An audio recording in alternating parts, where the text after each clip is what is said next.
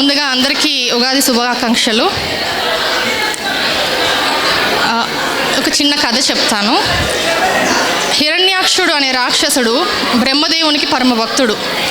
అతని తపస్సు వలన బ్రహ్మదేవుడు ఆయనకి ప్రత్యక్షమైనప్పుడు నన్ను ఏ దేవత కానీ ఏ రాక్షసుడు కానీ హతం చేయలేకుండా వరం అడుగుతాడు. అలా వరం పొందిన తర్వాత ఒకనాడు భూదేవిని అపహరించి పాతాళంలో దాచిపెట్టేస్తాడు. అప్పుడు దేవతలందరూ వచ్చి విష్ణుమూర్తిని వేడుకుంటే స్వామి వరాహ నరసింహస్వామిగా అవతరించి భూదేవిని కాపాడడం జరిగింది. అది నేను ఇప్పుడు డ్యాన్స్లో చివరిలో చూపిస్తాను. అలాగే మరొక చిన్న కథ, వరాహస్వామి భూమి మీద వెలిసిన కథ ఇది. ఒకనాడు వరాహము అనగా పంది అవతారం, పంది రూపము.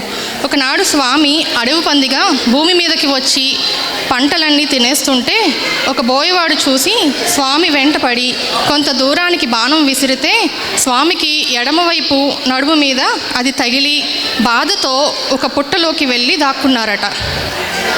బోయవాడు వెదుగుతూ వచ్చి పుట్టలో చూస్తే ఆయన కాంతితో ఉగ్ర రూపస్థుడై మెరిసిపోతూ ఉన్నారంట.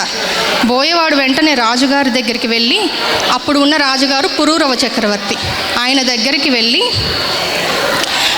ఇలాగ స్వామి వెలిసారండి, ఒక పుట్టలో ఉన్నారు అని చెప్తే రాజుగారు నమ్మలేదంట. కానీ ఆ రోజు రాత్రి కలలో వరాహస్వామి ఆయనకి కనిపించి, నేను పలానా చోట పుట్టలో ఉన్నాను, నా దగ్గరికి వచ్చి ఆ పుట్ట మన్ను తీసి నన్ను భక్తులకి నా దర్శనం ఇవ్వమని అడిగారంట. కానీ ప్రతిరోజు నా నిజరూపం చూపించద్దు, నా మీద మట్టి ఎంతుందో సుమారు 72 కిలోల చందనం, దానితో నన్ను కప్పి ఉంచి సంవత్సరంలో 364 రోజులు నన్ను చందనంతో చూపించండి. ఒక్కరోజు మాత్రం, అదే వైశాఖ మాసం 3వ రోజు తదియ నాడు, మన వాడుక భాషలో చెప్పాలంటే మన ఆడవాళ్ళందరికీ ఎంతో ఇష్టమైన రోజు అక్షయ తృతీయ.